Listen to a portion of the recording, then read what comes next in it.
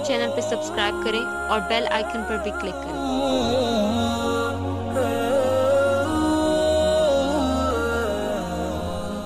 आपको पता है महाभारत क्यों वजूद में आया था? तो बहुत से लोग बोले बहुत मशहूर है, कौरव और पांडवों की लड़ाई। कौरव पांडु जानी दुश्मन नहीं थे, कोई रिलेटिव थे, रिश्तेदार थे, बहुत करीबी रिश्तेदार, भाई भाई भाई अपने भाई सौतेले भाई। कौरव पांडु, बाप एक ही मां अलग अलग। उस जमाने में ऐसा होता था, आज भी होता है। किसी की दो बीवी है तो उसके दो बच्चे, आपस में लड़ाई हो कौरव और पांडवों की। हमने कहा कि सच पर कौन थे, हक पर कौन थे? तो हक पर तो वो कहेंगे कि हक पर तो पांडु थे, 5 भाई थे। उनमें शार्प माइंड, जहीनदार अगर कोई था तो उसका नाम अर्जुन। हमने कहा एक बात बताइए, अर्जुन का मन बदल गया था, लड़ाई हो रही थी, खूब लड़ाई हो रही थी। कहां? हस्तिनापुर में, कुरुक्षेत्र के मैदान में। धर्म क्षेत्र कुरुक्षेत्र समवेता योत्सवः। लड़ाई हो रही, अचानक सडनली फौरन अर्जुन ने अपने तीर को, धनुष को रखकर अपने उसकी सवारी के पीछे बैठ जाते और कहते हैं कि मैं लड़ाई नहीं करूं। अपने भाइयों से कहते हैं मैं नहीं लड़ूंगा। भाई पूछते क्यों नहीं लड़ेंगे आप, क्यों नहीं लड़ाई करेंगे, ये हमें जान से मार देंगे। तो कहा कि नहीं मैं लड़ाई नहीं करूं। उसके बाद देखिए कौन आता है,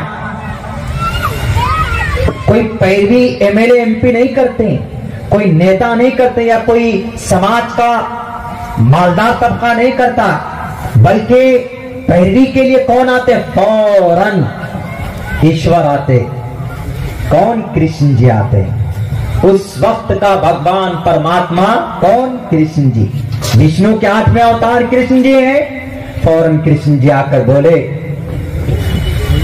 कुतस्तवा कश्मलिदम विस्मय समुपस्थितम अनार्य जुष्टम कीर्ति कर्मजुनः।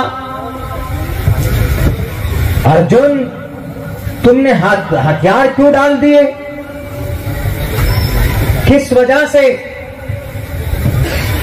तुम अक्लमंद हो, या तुमको मुक्ति मिल गई, या तुम डर गए इससे सामने वालों से? तो उन्होंने कहा कि माते परमात्मा, हमसे ये मुकाबला नहीं हो सकता, हम नहीं लड़ सकते। क्यों नहीं लड़ सकते? कृष्ण जी कह रहे हैं, अरे गए इंसान नहीं मेरे हिंदू भाइयों, कृष्ण जी कह रहे हैं, हे अर्जुन, कुतस्तवा कश्मलिदम, बताओ मुझे what is reason and to put down your bows and arrows, what's reason, क्या वजह है? Are you intelligent person? क्या तुम बड़े अक्लमंद समझते अपने आप को? उन्होंने कहा कि नहीं, मेरे सामने मेरे गुरु हैं, मेरे सामने हमारे कजन्स हैं, मेरे सामने मेरे चचा का लड़का, मेरे सामने मेरे वो भाई दुर्योधन उधर है, मैं नहीं लड़ सकता अपनों के खिलाफ। अपनों के बीच में खून कैसे बहा सकता हूं मैं? तो श्री कृष्ण जी ने क्या कहा अर्जुन को कि अर्जुन, इस वक्त ये तुम्हारे दोस्त या तुम्हारे रिश्तेदार नहीं है, ये इस वक्त सिर्फ एक शत्रु है, ये इस वक्त एक राक्षस है, ये जमीन पर राक्षस की शक्ल में इंसान है। इनका खात्मा तुम्हारे लिए जरूरी है। अगर इनका खात्मा नहीं होगा तो राक्षस जिंदा रहेंगे। इन्होंने तुमको लूटा, तुमको बेघर किया, तुम्हारे हक हुकूक नहीं दिए, इसलिए तुमको तलवार उठानी पड़ेगी। और यूं कहा, शुद्रो हृदय दौर्बल्यम, उठाओ तीर और धनुष को, कमजोर मत बनो, मैं तुम्हारे साथ हूं। और जिस वक्त ये बातें हो रही थी, उस वक्त ये नहीं कि नॉर्मल बात हो रही थी, कहा जाता है गीता की जुबान में, हमारे हिंदू भाई भी जानते हैं इस बात को, कि जब अर्जुन और कृष्ण जी के बीच में बात हो रही थी तो उसने, कृष्ण जी ने पूरी दुनिया के वक्त को रोक दिया था, क्योंकि बहुत ही संजीदा टॉपिक के ऊपर बात हो रही थी। और यूं कहा साफ लफ्जों में शुद्रो हृदय दौर्बल्यम, उठाओ तीर और तलवार को सामने। सिर्फ तुम्हारे दुश्मन है, तुम्हारे गुरु नहीं है, तुम्हारे चचेरे भाई नहीं, तुम्हारे फुफेरे भाई नहीं है, ये सिर्फ एक जालिम है, एक दुश्मन है। इनका खात्मा करना तुम्हारा लक्ष्य होना चाहिए। अगर धर्म को बचाना चाहते हो, अगर अमन शांति को बहाल रखना चाहते हो, तो इन जालिमों को, इन राक्षसों को तुमको मारना होगा। तब जाकर अर्जुन उठाए तीर और तलवार को। उन्होंने फिर जो लड़ाई शुरू की है, अर्जुन जी तीर चलाते हैं और कृष्ण जी बने हुए कौन, पायलट बने हुए हैं, ड्राइवर बने हुए हैं, तंबी कर रहे हैं, ऐसे करना है हमला, गाइडलाइन कर रहे हैं, कैसे तुमको इनका मुकाबला करना है। हमने कहा कि बताइए आप किसको गलत कहेंगे? एक कृष्ण जी, एक परमात्मा गलत हो सकता, इंसानों को मारने की बात कर सकता? दुर्योधन इंसान था कि नहीं था? वो गलती किया, लेकिन मारने की परमिशन कैसे दी गई? लेकिन उनका पाप, उनका जुल्म बढ़ गया था। कौरवों का पांडवों के जरिए से उनको उनका खात्मा कराना था। तो कृष्ण जी आए, आकर कहा कि उठाओ तलवार। वहां पर गीता में कृष्ण जी ने कहा शुद्रो हृदय दौर्बल्य। बिल्कुल सेम इसी तरीके से मोहम्मद रसूलुल्लाह सल्लल्लाहु अलैहि वसल्लम के जमाने में, उनके जमाने में कुछ ऐसे लोग थे जो मुआदा हुआ था कि हम लड़ाई नहीं करेंगे, हम खिलाफ वर्जी नहीं करेंगे, मुआदे के खिलाफ नहीं जाएंगे, हम इत्तिहाद के साथ रहेंगे, मुत्तहिद होकर लड़ेंगे, हम कोई भी बदअहदी नहीं करेंगे, पीछे से कोई साजिशें नहीं रचेंगे।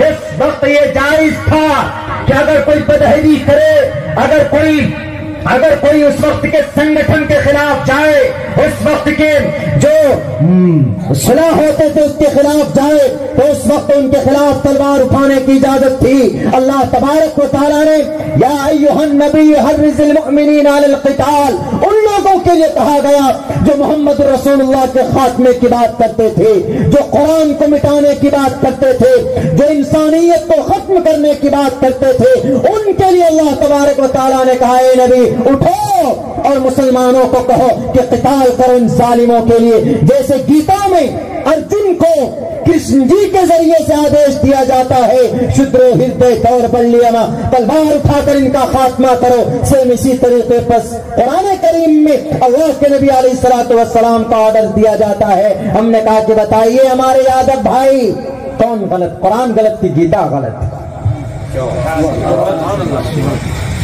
उन्होंने कहा कि हाँ मौलाना। हमने कहा कि अब इसी को लोग बोल देते हैं जिहाद, खामखा जिहाद। हमने कहा हम लोग तो कभी तकरीरों में भी जिक्र नहीं करते जिहाद विहाद का। हाँ, जिहाद वगैरह का अल्फाज हम लोग तारीख में जहां जहां पर इस तरह के वाकयात हुए वो उस वक्त इस्तेमाल किया जाता है, बोला जाता है। जैसे अंग्रेज आया था तो इस देश को बचाने के लिए अपनी जान की कुर्बानी पेश करना, जालिमों को भगाना, और यूं कहा गया था कि अगर जालिम इस देश में रहेगा तो हमारा देश गुलाम होगा। उस वक्त शाह अब्दुल अजीज मुहद्दिस देहलवी ने कहा था कि जन तन मन धन से मुकाबला करो। हमने कहा वो है जिहाद अंग्रेज के खिलाफ। हमारे मुल्क पर अगर हमला कर दे, नेपाल श्रीलंका हमला कर दे, तो हमारी जो फौज लड़ाई करेगी उनसे, मुकाबला करेगी उनसे, या चाइना कब्जा करे तो हमारी फौज अपनी जमीन को कब्जा करने के लिए जो हमला करते, हमने कहा वो है जिहाद, वो जिहाद है। और यही निजाम इस्लाम में है। इस्लाम नहीं कि भाई आप यादव हैं, मैं अब्दुल रहमान हूं, तुम यादव क्यों हो, लो तुमको मारेंगे, ऐसा कहीं नहीं है इस्लाम। हमने कहा ये तो एक साजिश है। बोला मौलाना ये तो हम लोग सोचे नहीं। हमने कहा बताइए सेम पैटर्न। कभी कभी ऐसा होता है कि लड़ाई झगड़ा करना जरूरी हो जाता है, हाँ, लेकिन यह है कि उसके प्रोसेस, उसके कानून, उसके सिस्टम होते हैं। जैसे रावण के साथ राम जी ने किया था, नहीं करते तो राम जी का खात्मा करते, वो सीता की इज्जत और आबरू से खिलवाड़ करते, वो भी जरूरी था। कौरवों के साथ मुकाबला पांडवों का जरूरी था, कृष्ण जी को आना पड़ा। और ऐसे उतबा, शैबा, वलीद, हंजला तो अल्लाह के नबी ने तो 13 साल तक वैसे भी माफ कर दिया था। उन्होंने चढ़ाई की, आप अलैहिस्सलाम ने दिफा किया, आप अलैहिस्सलाम ने अपने आप को बचाया। हमने कहा कि अल्लाह के वास्ते हमारे किताब के ऊपर खुदा के वास्ते नबी पाक अलैहिस्सलातु वस्सलाम को बदनाम करने की कोशिश मत करो जनाब। सैकड़ों वाकयात हैं कुरान नहीं वैदात में जब इस तरह के वाकयात पेश आए। दुर्गा माता, दुर्गे माता का पूजा हुआ। अभी शिवरात्रि नवरात्रि के अंदर हमने किया, उसमें दुर्गे माता का नाम पड़ा है राक्षस को मारने की वजह से, दुर्गम राक्षस को मारने की वजह से दुर्गा नाम पड़ा, वरना नाम असल में भगवती माँ है। दुर्गे माता का रियल नाम इसलिए दुर्गा पड़ा उनका क्योंकि राक्षस था कौन? वो दुर्गम राक्षस, नहीं खात्मा होता था किसी से, वहां लड़ाई करना जरूरी था। तो भगवती माँ ने अवतार लिया तो दुर्गम राक्षस का वध किया तो दुर्गा नाम पड़ा। बताइए अगर अब्दुल्ला झूठ बोलता है, ये कहानी नहीं है, ऑथेंटिक किताब की हकीकत है जो इन मीडिया वालों ने दबा के रखा हुआ। मेरे कैद